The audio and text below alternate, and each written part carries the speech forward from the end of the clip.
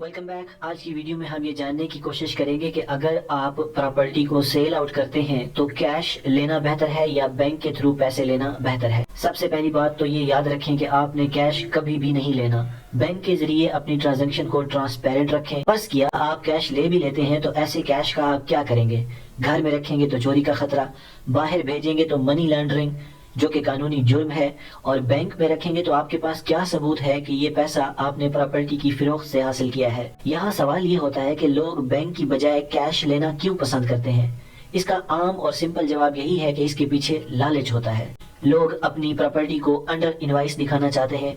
मिसाल के तौर पर जो डीसी रेट होता है उससे कम कीमत दिखाकर अपना टैक्स बचाना होता है और अपनी हलाल की कमाई को हराम कर देते हैं। दूसरा मंजर ये भी हो सकता है कि बेचने वाला आपसे कहे कि 2-3 लाख रुपए ज्यादा ले लो लेकिन मुझसे कैश ले लो। ये उससे ज्यादा खतरनाक है। यकीन माने हो सकता है कि सामने वाला जो आपको पैसे दे रहा है उसके पास ब्लैक मनी हो और वो अपनी ब्लैक मनी को तो वाइट कर लेगा, लेकिन आप ऐसे पैसे का क्या करेंगे? बैंक से रकम लेने का फायदा ये होगा कि कल अगर कोई प्रॉपर्टी या कोई चीज आप खरीदते हैं तो आपके पास एक ट्रैक रिकॉर्ड है कि पहले कुछ आपने बेचा था और ये वही रकम है जिससे आप कुछ खरीदना चाह रहे हैं। जो लोग एफबीआर के मसाइल को समझते हैं उन्हें पता है कि वेल्थ स्टेटमेंट को कैसे ट्रांसपेरेंट रखना है। तो अगर आप बैंक के जरिए पैसे लेते हैं तो आप उस रिकॉर्ड को अपनी वेल्थ स्टेटमेंट में मेंशन भी कर सकते हैं।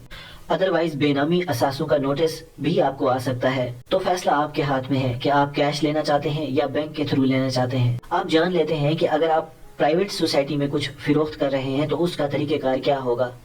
याद रखें, सोसाइटी के अंदर जब भी आप ट्रांसफर के ऑफिस में जाते हैं तो इसका मतलब ये है कि कैश का लेन देन पहले हो चुका है।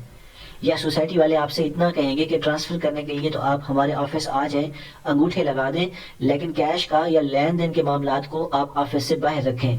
तो ये आपने तय करना है कि आपने कैश लेना है या बैंक के जरिए लेना है। अब आपने अगर कैश ले भी लिया तो ये मुसीबत है, क्योंकि इतने सारे कैश को आप मैनेज कैसे करेंगे। या अगर वो कैश दे दे तो आप वहां बैठकर उसको गिन सकते हैं और जेली नोटों का खतरा अलग से रहता है। और अगर आप अंगूठे पहले लगा देते हैं तो इस बात की क्या गारंटी है कि बाद में वो आपको कैश दे देगा। तो कैश में मसाइल ही मसाइल हैं। बेहतर होगा कि आप बैंक के जरिए ट्रांजैक्शन करें। दूसरी है रोजमर्रा की फिरोख्त। उसका तरीकेकार क्या है? एक तो आपकी रजिस्ट्री है जो आप बनाएंगे जिसमें आप डीसी रेट के मुताबिक लिखेंगे कि आपने इतने में अपनी प्रॉपर्टी को फिरोख्त किया है।